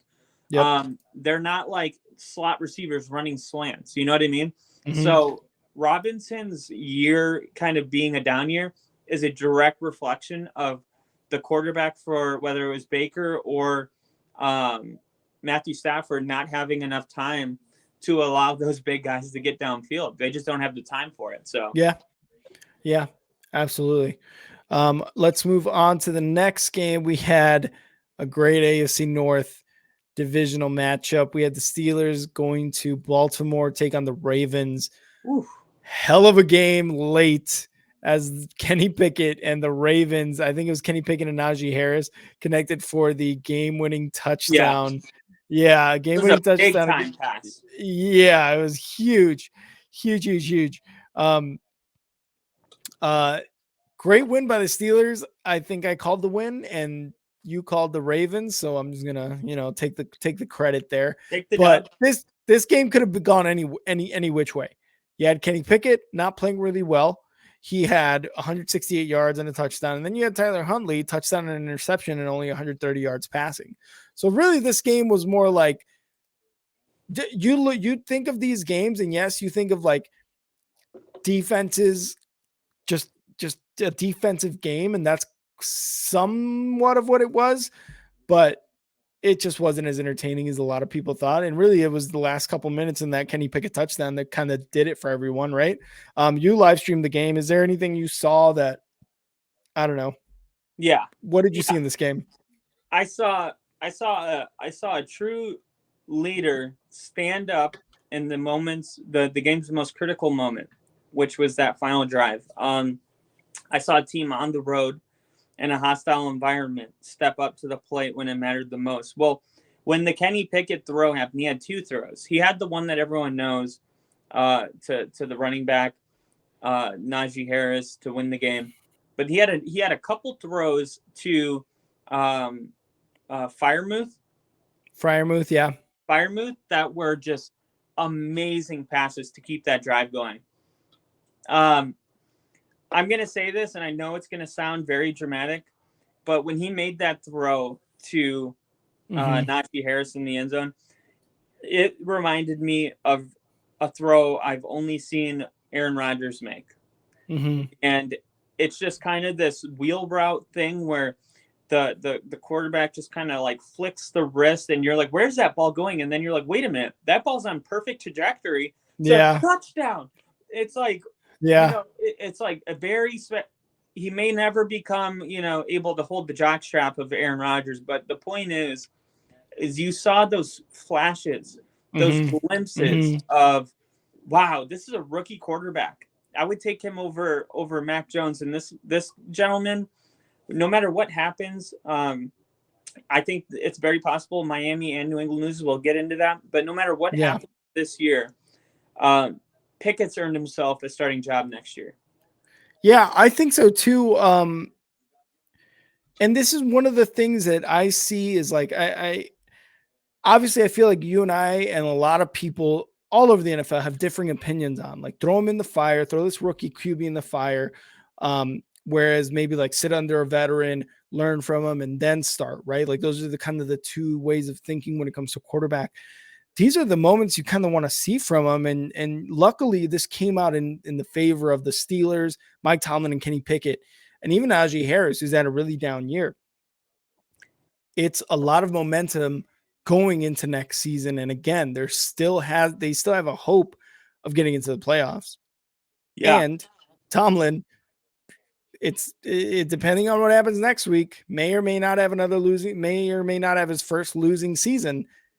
Can you imagine they go 9-8? That's how many straight years of Tomlin going without a losing season? It's insane. Yeah, Tomlin is the real deal, and the Steelers, the way they've been able to stick together through all the adversity and just keep playing their best football, putting their best foot forward, kind of canceling out the noise, and being on the road. I was extremely impressed after that. When that game ended, after that touchdown, I was just as a football fan, I was very impressed with the Steelers from the coach all the way down to the quarterback. And you mentioned throw him into the fire, let him sit behind a veteran. It's all situational, they don't have a veteran to sit behind right now. Exactly. So they throw him into the fire. I mean, ideally, it's nice to do what Jordan Love does, but not everyone gets that opportunity. And Kenny Pickett has handled the fire really well, and he just showed enough just in that one drive where you're like, okay, you have your ceiling just went like this to me. Because if you can make that throw your rookie year, I mean, Josh Allen didn't look like Josh Allen his rookie year. Exactly. So, I mean, Justin Fields didn't look like Justin Fields his rookie year. So, yeah, I think another year with Kenny Pickett, they could be 10-7, 11-6. And he does that against a divisional opponent, right? Like a hated divisional opponent in the Ravens. No Lamar Jackson. We have to keep Lamar. Yeah, absolutely. You got to keep that in mind, but it's just like, it's still a big game, right? Like these guys take that rivalry seriously. So it's a big game, Sunday Night Football, the lights are on, things like that happen. So you just, it's a huge game. And the fact that he can do that is amazing. So that was a week 17 breakdown, obviously with the Monday Night Football game being postponed. We will not be able to discuss that. If the game happens, it happens, and we will discuss it then. But we do have some news here from JST. UC Medical now tells us there will be no update on Damar Hamlin tonight. No word on when to expect an update tomorrow. In the meantime, Bengals and Bills fans continue to gather outside the hospital. So, from what I heard, last we heard was his marketing rep said that he was in not, I don't want to say stable condition. I don't want to put words in anybody's mouth, but in normal conditions, they had a tube down his throat for him to be able to breathe. So, these are all good things to hear that he's on the up and up. But we will keep up any updates. Again, I've got Scott Van Pelt on ESPN on. I'm sure Kyle does as well. So we'll give you guys any updates as we see them, as long as the episode runs.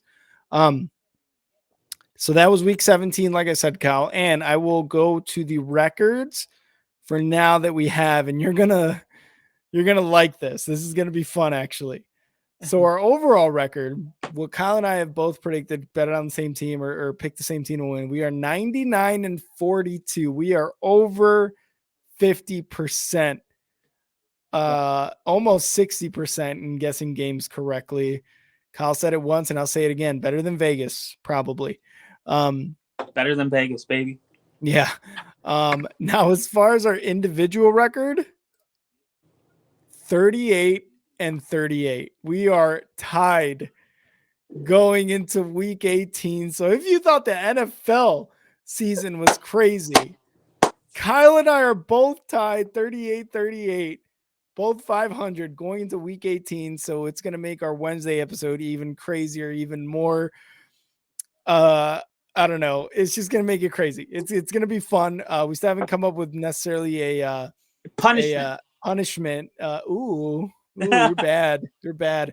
Punishment. I have to spank you with the glove. Oh God. Of course I'm going to be wearing it. My wife's hearing this. I'm so sorry. So it's going to make week 18 very, very, very interesting. Just kidding. Yeah, just kidding. So we will see what happened. We'll see what happens into that. But the records are a little crazy. So it's going to be a fun week 18. I think it's going to be a fun week 18. But let's move on now to our NFC, AFC playoff scenarios. So a lot of things happening. Obviously, week 17, week 18 is still a possibility. So right now, as far as the AFC playoff scenario, because Monday Night Football was suspended, there are still some things up in the air. But what we know for sure, teams that are in, got the Chiefs, the Bills, the Bengals, the Chargers, and the Ravens. Now, the possible 4th, 6th, and 7th seeds, 4th because the Jags and the Titans still have to decide who wins the AFC South, are the Jags, the Titans, the Patriots, the Dolphins, and the Steelers. So we have 2 AFC East teams and 1 AFC North team. Yeah, I was gonna say I think the most likely outcome is both teams pretend this game never happened. And then they just go into week 18 and play their opponent, whoever it is, and this is just chalked up to nothing for, nothing against kind of a deal. I think that's the fairest way to do it, without putting in jeopardy players having 4 days of rest going into another one. It is what it is. But I think I can do really quick. AFC is pretty simple. You want me to do AFC and you want to do NFC? Yeah, absolutely. And while you do that, I will be right back. So Kyle, go ahead, take away the AFC, sorry. So for the AFC, the Pittsburgh has a chance to make the playoffs. What they need is Miami and New England to both lose. Miami is playing the Jets and New England is playing Buffalo. So New England, if they want to make it in the playoffs, that final 7 seed, they have to beat Buffalo and they're in. Easier said than done. Buffalo is a powerhouse. And then Miami needs New England to lose to Buffalo, which we just said could potentially happen. Buffalo, a good team. And then Miami needs to win against the Jets. Miami beats the Jets and New England loses, Miami's in. So that's how New England gets in. That's how Miami gets in. And that's how the Steelers get in.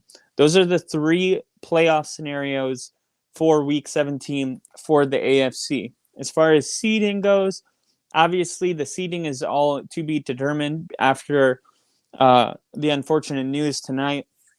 I think the most likely outcome is that everything will stay as it is, and nothing for, nothing against. Maybe they charge, I guess, both teams with a tie potentially. I think that would be fair potentially. And and then if the Chiefs win, see, that's what's tough, is because if the Chiefs win and Buffalo has a tie, I think the Chiefs would get in the first seed, but there's no guarantee that Buffalo would have lost.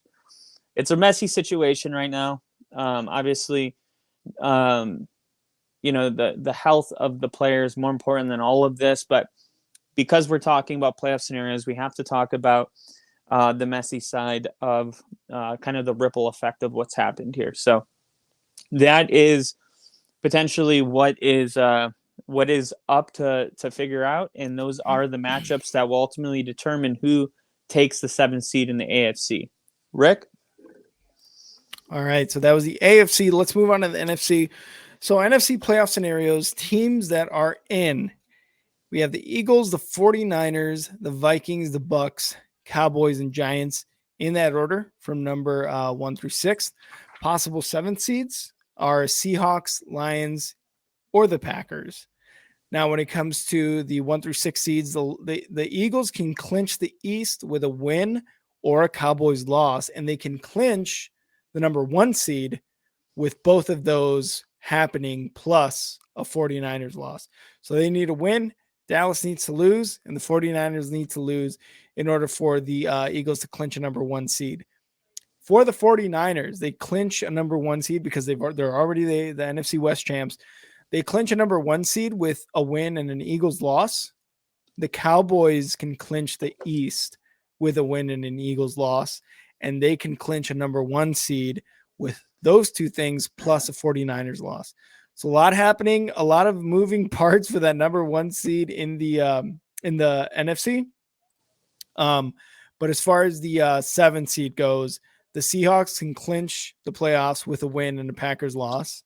The Lions clinch playoffs with a win and a Seahawks loss, and the Packers clinch a playoff with a win.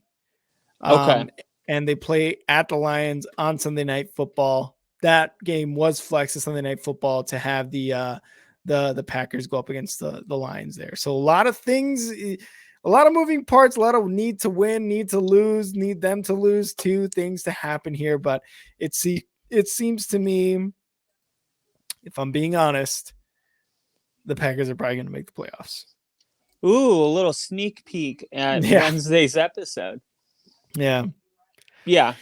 I mean, I think that would be like the safest bet, putting the fan glove aside. Like Exactly.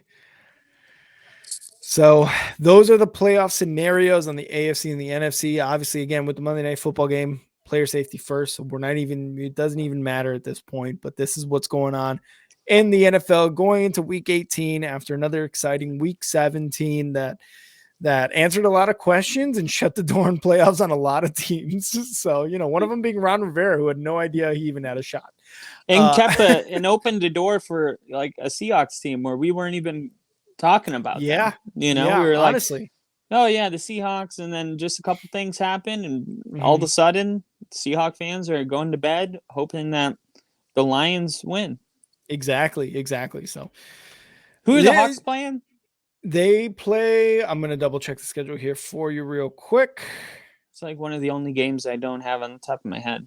Yeah, Seahawks are playing the Rams, so they have a pretty favorable matchup against the Rams. Although the Rams put up how many points against not this last week, but the week prior, like 41 or 50 on the. Oh wait, I don't want to talk about it. Never mind.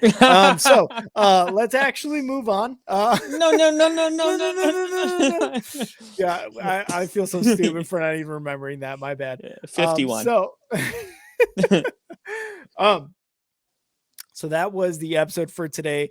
Actually, real quick, I do just want to mention for all you guys playing fantasy football, I of course probably will lose my my third place standing. But if you guys played the championship this week, if you won, congratulations. If you lost, hopefully your league, like our league, gives you some sort of compensation for coming in second. I just wanted third because I've finished at least top 3 the last 2 years. So that'd be nice to finish for a third year in a row, top 3. That would be nice. But Kyle, you did not come in last. So you did not get the last place name on the chat or having to do the punishment. I like that. You gotta find the small moral victories. Yeah. And if anybody was wondering what our punishment was, it was to put on lingerie and film an OnlyFans video. No, I'm just kidding. No, I was like, oh, I didn't know that. Kyle was like mid drink. He's like, what the? No, I did steal the punishment this year from something that I saw where it was like you have to sit at like a breakfast spot or like some chain restaurant. It was, I modified it a little bit because the original one is you have to sit at a breakfast spot for 24 hours, and for every pancake you eat, 1 hour gets taken off from your time. I modified it. I said 12 hours, and for every 2 pancakes you eat, you get an hour knocked off. So it was kind of like you half it, you whatever it was. Wow. So you eat 20 pancakes and you're out of there in 4 hours. Yeah, pretty much. I mean, the way it was. Now, no, you're out there in 2 hours. Yeah, now, you eat 20 pancakes and you're out of there in 2 hours. That's clever. I like it. Right? It's not bad. It's not bad. And it's not the crepes, not the little skinny pancakes. I want some fluffy motherfuckers. Oh, gosh. All right. I'd really be like, hey, I just want to order 10 pancakes and then have a box next to me. Put the pancakes in the box. Yeah, right. Like take you're the able picture. To get out of there soon. Oh, so full. Oh, God, so full. But yeah, that was our fantasy for this year. Hopefully I have better luck next year as well as Kyle. Kyle did win the first year. I think we've mentioned it before. So Kyle did win the first year. So good on him. Yeah, I drafted that year. So we have Steve in the chat real quick. Kyle's already been practicing his OnlyFans move on the stream, so I think he's ready to go. They won't let me live it down. No, you're not. You showed nipple on the live stream, dude. It's over. It's over for you. You're basically a porn star now. What's my name? I need a name. I think Kyle is already a good name, a good porn star. I think it's the street name that you grew up on and your first pet. So mine's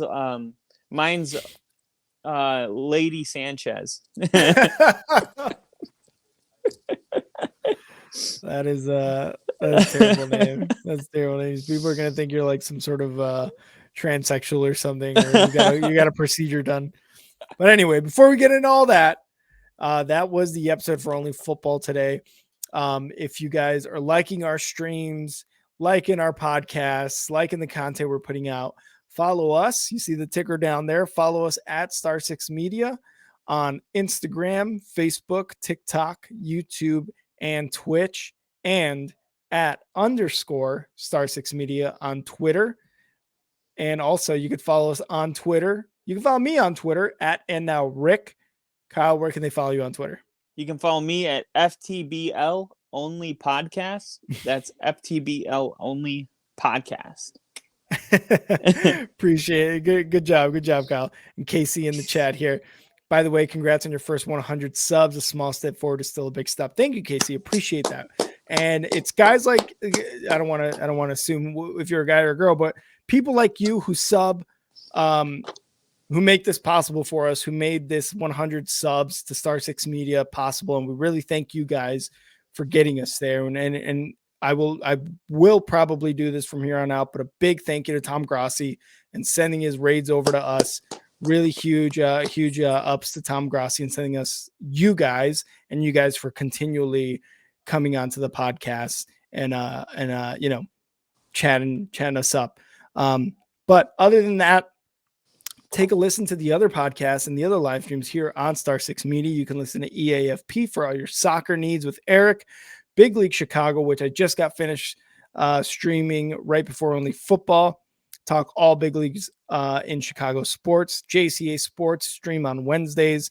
3 Up, 3 Down for all your Major League Baseball news and updates. Sports Strip Live for any boxing, MMA, and wrestling stuff you need. Yep, there you go, Kyle. See, we're going to have Kyle on that podcast soon, getting his ass kicked.